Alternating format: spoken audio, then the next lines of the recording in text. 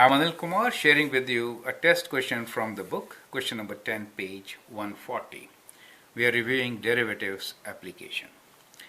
In a curling game, one team's skip slides a stone towards the rings at the opposite end of the ice. The stone's position, s in meters, at t seconds can be modeled by s of t equals to 12t minus 4t to the power of 3 over 2. How far does the stone travel before it stops? How long is it moving? Right? So what we're given here is a displacement function. So s of t is equals to 12t minus 4 times t to the power of 3 over 2. So I'm taking up these examples where we have rational exponents. Reason is that some students really get confused about solving them. So that is why I've picked up such examples from the book. Now we need to find how far does the stone travel before it stops.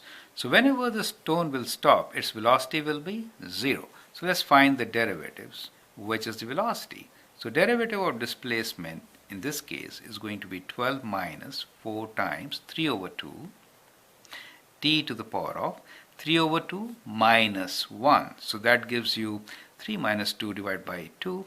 That means half, right? So 2 to the power of half. Now to find when the stone stops, we say stone stops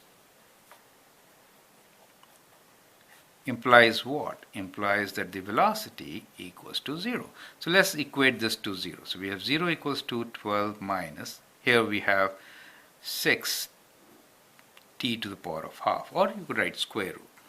So let's solve for it. So we have 6 square root t equals to 12, and that gives you t is equals to 12 divided by 6, and then we square this, right?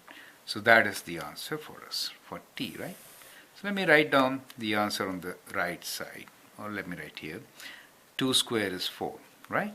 So what we get here is at t equals to 4 and the units are seconds, it stops. So how far does the stone travel before it stops? We have to find that. How long is it moving? So it is moving for 4 seconds. It stops, right? How long did it travel? We have to find displacement. So s of 4 is equals to, substitute 4 here, 12 times 4 minus 4 times 4 to the power of 3 over 2, right? You can also use your calculator. 48 minus 4 times, first you do square root. When you do square root of 4, you get 2, and then cube is 8, right? So that is better. So you get 8, and then you can write 48 minus 32, and that is 16, right?